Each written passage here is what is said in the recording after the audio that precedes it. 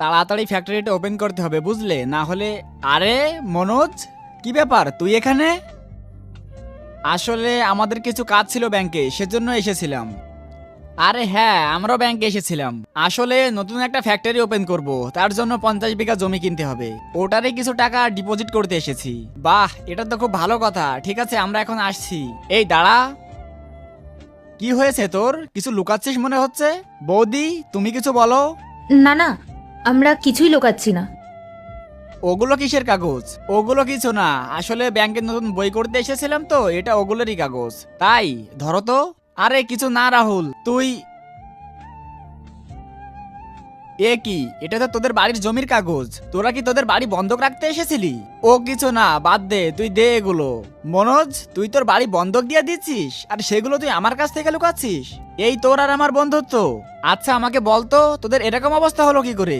আসলে সামনে আমার বোনের বিয়ে, ব্যাংকে এসেছিলাম লোন নেওয়ার জন্য, কিন্তু আমরা লোন পাইনি। আর তাছাড়া অনেক বন্ধুর কাছেও গিয়েছিলাম, কিন্তু তারাও কেউ সাহায্য করেনি। বর পক্ষ থেকে একটা 4 চাকার গাড়ি চেয়েছে। এখন আমি বুঝতে পারছি না যে আমি এতগুলো টাকা কিভাবে জোগাড় করব। আরে তুই আমার কাছে আসতে পারতিস, আমি তোকে সাহায্য করতাম। অনেকের কাছেই গিয়েছি, কেউ কেউ তো বাড়ি থেকে বের করে দিয়েছে। আমি ভেবেছিলাম তুইও হয়তো এমনটাই করবি, এজন্য আর যাইনি। আচ্ছা, তার মানে তুই এতদিনে আমাকে এই চিনলি? দাও তো এটা, ধর। শোনো রাহুল, একটু সাইডে চলো না, কথা আছে। এসো। এর পরে কি হয় সেটা দেখার আগে এই দুইটা ছবির মধ্যে যে কোনো একটা ছবিকে ভালোবেসে থাকলে ভিডিওটিতে লাইক করে দাও আর চ্যানেলটি সাবস্ক্রাইব করে দাও। আর যদি না করো তাহলে আমি বুঝবো তোমরা এই দুইটা ছবির একটাকেও ভালোবাসো না। আর কমেন্টে আমিন লিখে যাও। টাকা দাও আগে।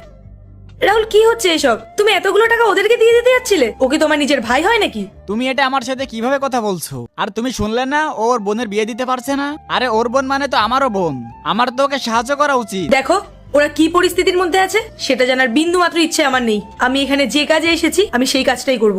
আর এরপরে কি হয় পার্ট 2 দেখতে চাইলে কমেন্ট করো।